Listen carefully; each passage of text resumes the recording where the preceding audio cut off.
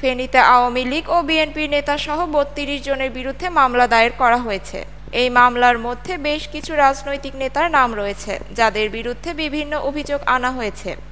স্থানীয় সূত্রে জানা গেছে, ফেনী জেলার বিভিন্ন এলাকায় কিছু বিশৃঙ্খলাকারী কার্যকলাপের ঘটনা ঘটেছে, যার পরিপ্রেক্ষিতে আইনশৃঙ্খলা বাহিনী এই মামলাগুলি দায়ের করেছে। এখনো পর্যন্ত এই মামলার বিস্তারিত তথ্য পাওয়ার চেষ্টা চলছে, তবে এর সঙ্গে জড়িত রাজনৈতিক নেতাদের বিরুদ্ধে তদন্ত প্রক্রিয়া শুরু হয়েছে।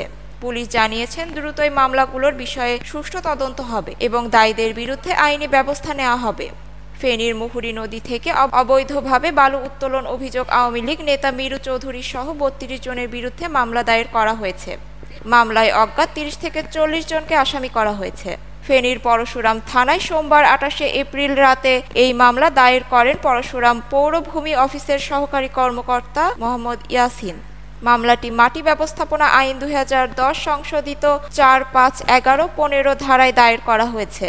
এধারে বলা হয়েছে, মিরু চৌধুরী ১৪৩০ বাংলা সনে মুহুরী নদীর বালুমহাল ইজারা পেয়েছিলেন, কিন্তু শর্ত অনুযায়ী পরিবেশ অধিদপ্তরের ছাড়পত্র না দেওয়ায় জেলা প্রশাসক কার্যদেশও দখল দেননি।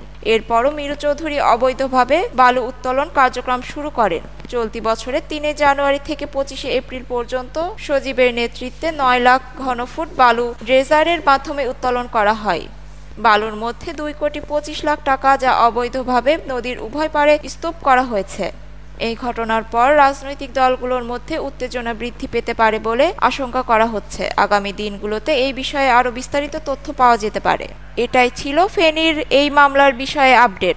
পরবর্তী ভিডিও পেতে আমাদের সঙ্গেই থাকুন। ধন্যবাদ।